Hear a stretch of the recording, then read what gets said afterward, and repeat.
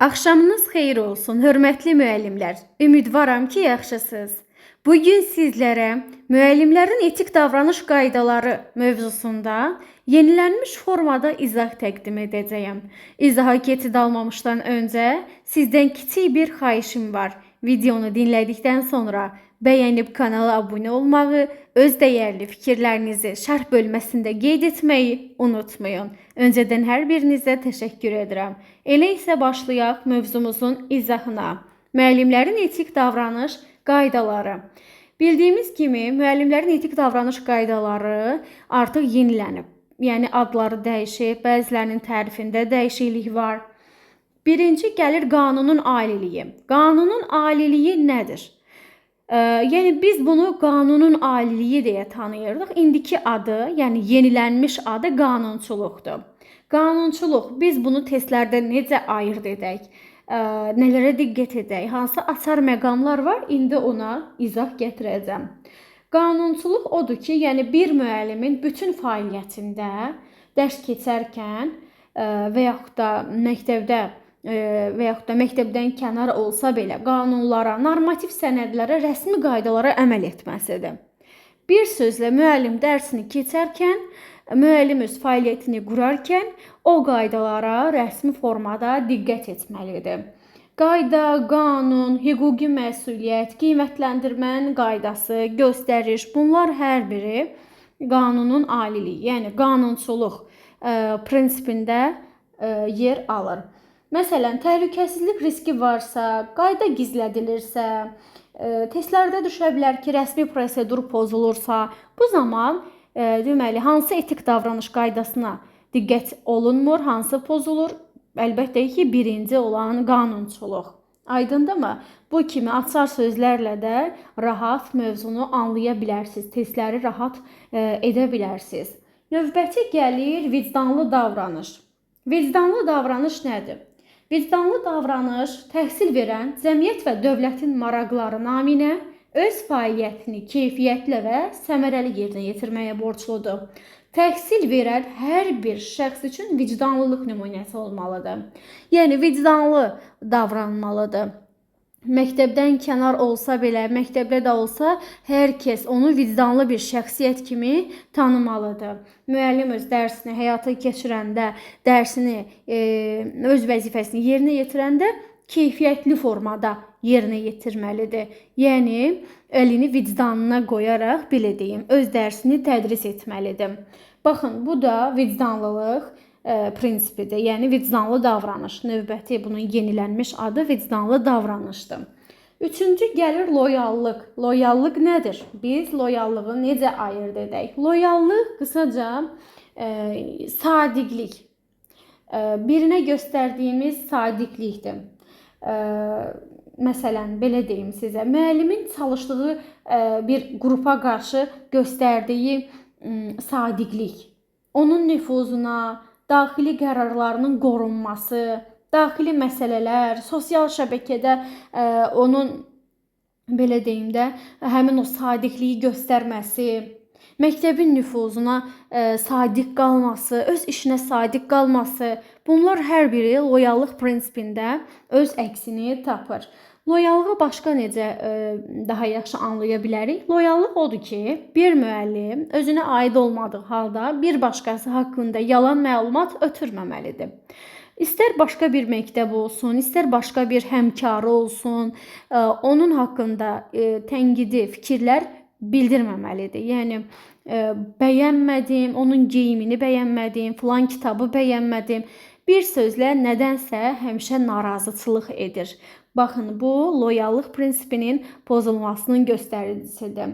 Növbəti prinsipimiz mədəni davranışdır. Mədəni davranış nədir? Bildiyimiz kimi, mədəni bir müəllim necə olmalıdır? Mədəni bir müəllim geyiminə, keçiminə xüsusi diqqət edən, ünsiyyətçil, nəzakətli, xeyirxah və ilk növbədə təmkinli olmalıdır. Özünü ələ almağı bacarmalıdır. Şagirdlərlə, həmkarları ilə, valideynlərlə ünsiyyət qurmağı bacaran bir müəllim mədəni davranışa diqqət edən müəllimdir. Yəni mədəni davranış sadəcə təhqir, kobud sözlər, aqressiya, hörmətsizlik deyil. Mədəni bir müəllim həm də xüsusilə məktəbə gedirsə, ilk növbədə geyiminə, keçiminə də diqqət etməlidir. Açar söz olaraq testlərdə kobud ifadələr, aqressiv davranışlar, hörmətsizlik, təhqir, kobud, nalayiq sözlər, belə açar sözlər testdə rastlaşa bilərik. Bu zaman biz nəyi götürəcəyik? Mədəni davranış. Növbəti prinsipimiz gərəzsizlikdir. Gərəzsizlik nədir? Gərəzsizlik odur ki, bir müəllim öz vəzifəsini yerinə yetirəndə tam gərəzsiz olmalıdır. Şagirdin irqinə, cinsinə, dilinə, dininə fərq qoymamalıdır. Ayrı seçkilik etməməlidir. Yəni bir müəllim şagirdlər arasında qız, oğlan və yaxud da sağlam və yaxud da xüsusi qayğıya ehtiyacı olan şagirdlər arasında fərq qoymamalıdır. Onları bir-birindən ayırmamalıdır. Bu olacaq gərəzsizlik prinsipimiz. Biz burada açar söz olaraq nələri görə bilərik? Yəni nələr bunun açar sözü kimi götürülə bilər bəzən? Ola bilər tərəfsizlik edir, ola bilər ayrı seçkilik edir, fərq qoyur. Yəni eyni vəziyyətdə fərqli qərar verir. Aydındır? Baxın, şagirdlərdən birinə 5 dəqiqə deməyək, 2 dəqiqə düşünmə vaxtı verirsə, birinə elə ola bilər ki, 30 saniyə düşünmə vaxtı verə bilər. Bu zamanda müəllim ayrı seçkilik etmiş hesab olunur. Aydındırmı? Əgər bir situasiyada müəllim şagirdi çox, yəni belə deyim, sevdiyi üçün güzəşt edirsə, burada da gərəzsizlik pozulur. Əgər hansısa bir qohumunun övladına fərqli münasibət göstərirsə, burada da gərəzsizlik pozulur. Eyni səhvə görə fərqli cəza tətbiq olunursa, burada da gərəzsizlik prinsipi pozulmuş olur. Yəni gərəzsizlik nə oldu? Müəllim şagirdlərə gərəzsiz yanaşmalıdır. Növbəti gəlir ictimai etimad. İctimai etimad nədir? İctimai etimad odur ki, müəllim, yəni təhsil verən, təhsil müəssisəsinin nüfuzunu möhkəmləndirməyə, öz adını, şərəf və ləyaqətini uca tutmağa borcludur. Əgər müəllim hansısa bir etik davranış qaydalarından birini pozarsa, onu tez bir zamanda bərpa edib səhvini düzəltməlidir. Səhvi üçün üzərində çalışmalıdır ki, öz səhvini aradan qaldırsın. Yəni müəllimin davranışlarının cəmiyyətin, valideynlərin və şagirdlərin sisteminə və müəllim nüfuzuna inamını qorumalıdır. İnamını zədələməməlidir. Baxın, bu ictimai etimadın tərifidir. Biz burada nələri açar söz kimi götürə bilərik? İnam ola bilər.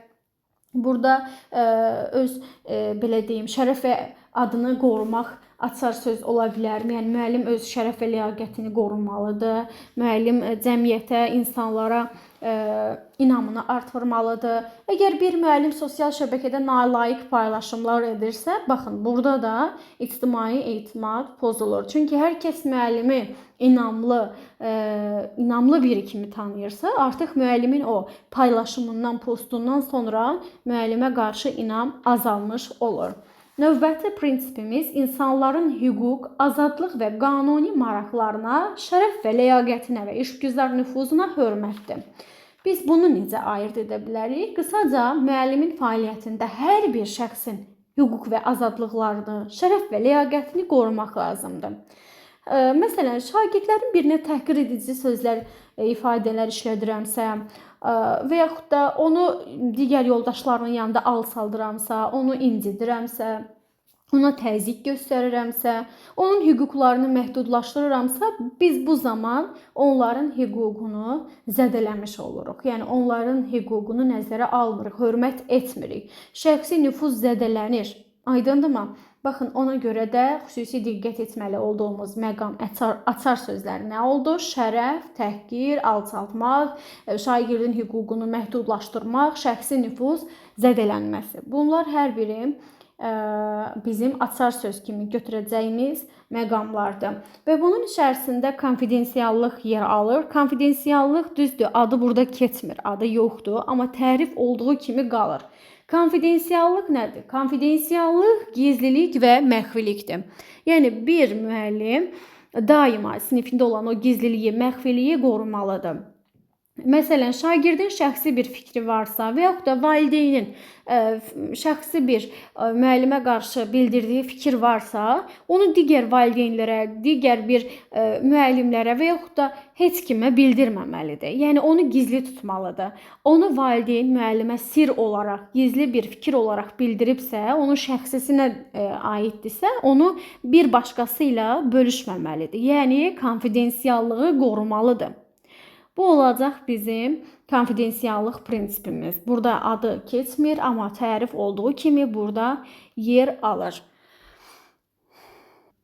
Qısa izahımız bu qədər. Ümid edirəm ki, bir şeylər əldə etdiniz, öyrənə bildiniz. Əgər bu video sizin üçün faydalı oldusa, kanala abunə olub fikirlərinizi bölüşməyi unutmayın.